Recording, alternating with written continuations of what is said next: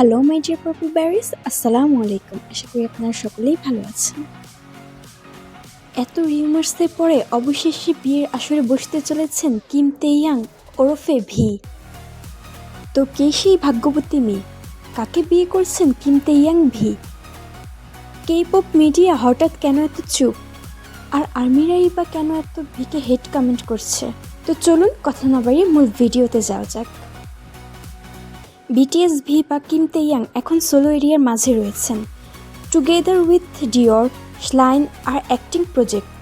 কিন্তু হঠাৎ মিডিয়াতে ছড়াচ্ছে একটি গুজব, ভি প্রেম করছেন। ভি নাকি প্রেম করছেন এক নন সেলিব্রিটি মডেলের সাথে, এমনকি তাকে নাকি বিয়েও করতে চলেছেন।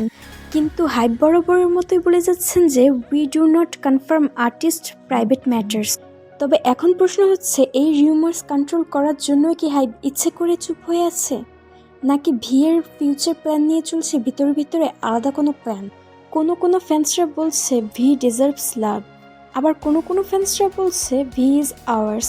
তো আপনি কি মনে করেন, ভি কি সত্যিই বিয়ে করতে যাচ্ছে? অবশ্যই নিচে কমেন্ট করে জানান এবং শেয়ার করুন আর্মি ফ্রেন্ডদের সাথে।